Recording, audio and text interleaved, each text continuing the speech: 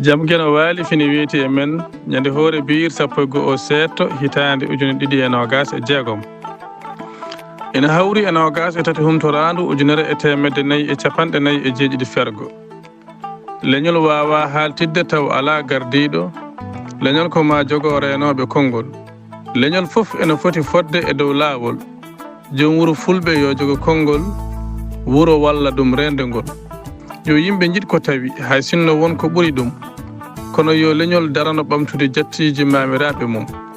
leñol yo hoddu muñodira reenodira hurumaaji ñaamde jiiba dagaaki kono so feere alaa woto heege war keɓɗo ɗum leñol yo dog tan feewaani kono so feere alaa mo woni kala yo ƴeew no danndiri fittaandu mum kaaldigal wonaa ñande wolde dawi waɗatee en kaaldat ko adii bone ene dawree en mbiino keewɗo yejjidde bone saftat ko yari mone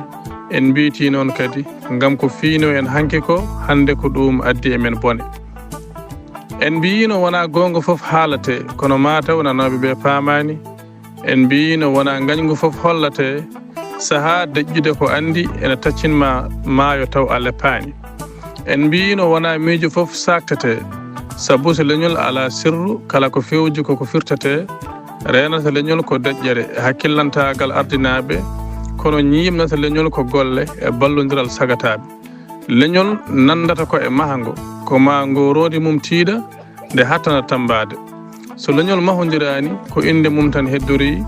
jom tuuba horde so suusii diwde ne suusataa doƴƴaade leñol yo yarlito reena hoore mum seno e kala ko ene itta teddungal mum wujjude e tenkude e ligganaade reedu mum ko geɗe jaltinooje leñol e teddungal mum gonɗen ko e sahaa mo poɗɗen taftaade ko e men ko min e ma e kanko fof poti daranaade ɗumen ala e sago so eɗen kaɓe gadoroɗen ko e men leñol waawa haaltidde taw alaa gardiiɗo jaɓaaɗo jaɓanaaɗo ɗooftaaɗo ndenen sirru deƴƴen won e geɗe kodden muñondiren kuutoroɗen hakkillaaji ya allahu jiyoowo ñuuñu e niɓɓe jamma a yii ko leñol waɗatee e kala ñalawma wareede e tooñeede e geƴƴeede fof min mbaɗaama e ɗe leyɗeele ko aan anndi min ngannda ko ɗum waɗiri